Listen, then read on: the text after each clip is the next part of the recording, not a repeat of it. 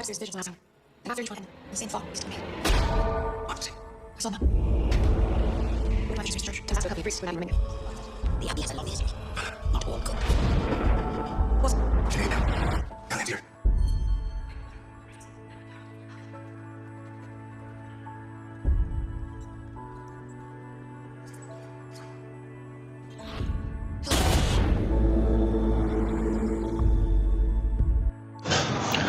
आप लोगों ने नन मूवी के बारे में सुना ही होगा और इसे बहुत हॉरर मूवी के नाम से जाना जाता है और इसमें वो शक्तियाँ और पावर दिखाई जा रही हैं जो रियल में होती हैं। पर जहाँ इस मूवी में इन लोगों ने हॉरर मूवी बनाने में कोई कसर नहीं छोड़ी, वहीं दूसरी तरफ इन लोगों ने अपने फॉल्स गॉड को खुश करने के लिए इस मूवी में प्रॉफिट ईसा पीस बी अपॉन हिम के ऊपर बहुत ब्लास्फेमी सीन भी दिखाए। इनका मेन एजेंडा सिर्फ Jesus peace be upon him के अगेंस्ट चीज़ करना और उनकी ब्लास्फेमी करना है। हालांकि अगर कोई नॉलेजेबल क्रिश्चियन हो तो वो खुद ही नहीं मानता और ना ही जीसस का जो स्टैचू है होता है उसे पूछता है।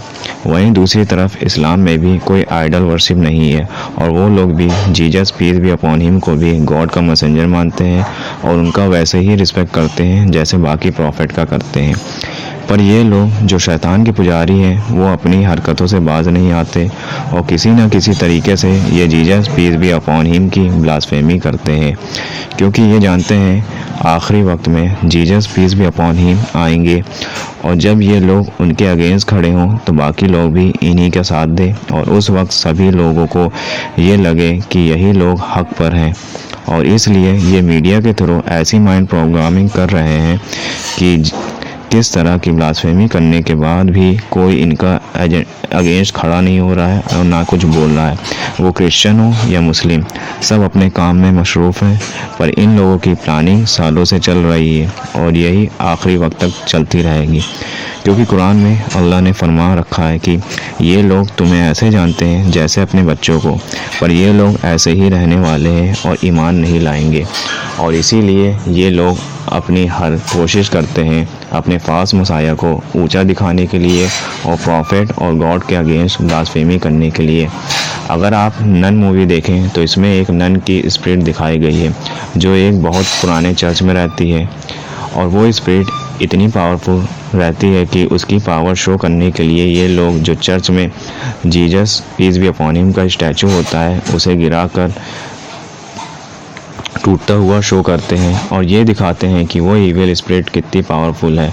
अब अगर आप ये चीज़ गौर कर से सोचें तो बचपन से ही हम लोग के माइंड में जितनी डर गॉड के लिए नहीं फील किया जाता उससे कहीं ज़्यादा डर भूत जिन चुड़ैल को लेकर हमारे पेरेंट्स हमारे दिल में डालते हैं ताकि हम उनकी बात मानें। और यही सेम चीज़ उनके पेरेंट्स ने की और इसी वजह से आज इंसान रियल गॉड से ना डरकर फेक गॉड या इविल स्पिरिट से डरता है और फिर फेक बाबा मज़ार पर जाता है और फिर गलत काम करता है, जबकि यहाँ सिर्फ रियल गॉड से डरना है और जिसका हुक्म कुरान में भी गॉड ने दिया है कि तुम सिर्फ मुझसे डरो अगर तुम ईमान वाले हो।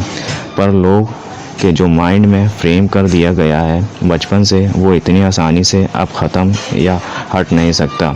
उसी तरह मूवीज़ में भी इविल स्पिरिट्स की पावर ज़्यादा दिखाकर और उनसे डराकर उसी माइंड को और डाइवर्ट किया जा रहा है, जिसके बाद अगर आप गौर करें तो हॉरर मूवी देखने के बाद और ये जानते हुए भी कि ये सिर्फ स्क्रीन पर कैरेक्टर्स हैं और मेकअप और मास्क के अंदर कुछ लोग इतना डरते हैं यहाँ तक कि अकेले भी नहीं सोते। और इसी से आप समझ सकते हैं कि ये नॉर्मल चीज़ हमारे ब्रेन पर कितना इफ़ेक्ट करती है। उसी के साथ ही एक दूसरे सीन में जब मूवीज़ की मेन कैरेक्टर प्रे करती है फिर एक बार पावर को शो करने के लिए चर्च में मदर मैरी का जो स्टैचू था फेस उसे आधा तोड़ दिया जाता है और Jesus peace be upon him का स्टैचू का हेड अलग करके ज़मीन में गिरता दिखाया जाता है। अब ये देखने के बाद भी जो सो कॉल्ड क्रिश्चियन हैं अगर उनका ब्लड बॉयल नहीं होता तो वो भी उन्हीं लोगों के साथ हैं जो ऐसा कर रहे हैं। इसी के साथ ही इस मूवी में black magic ritual David star and pentagon भी शो किया और उसी रिंग में शो किया गया जहां रिचुअल्स इल्यूमिनाटी और सीक्रेट सोसाइटी करती है। पर आप लोगों से इससे क्या लेना देना है?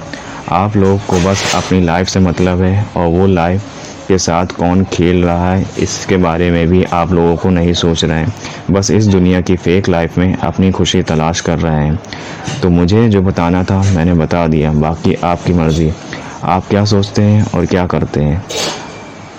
तो हमारी आज की वीडियो में बस इतना ही। मिलते हैं नेक्स्ट वीडियो में कुछ अमेजिंग एंड मिस्टीरियस बातों के साथ। Thank you.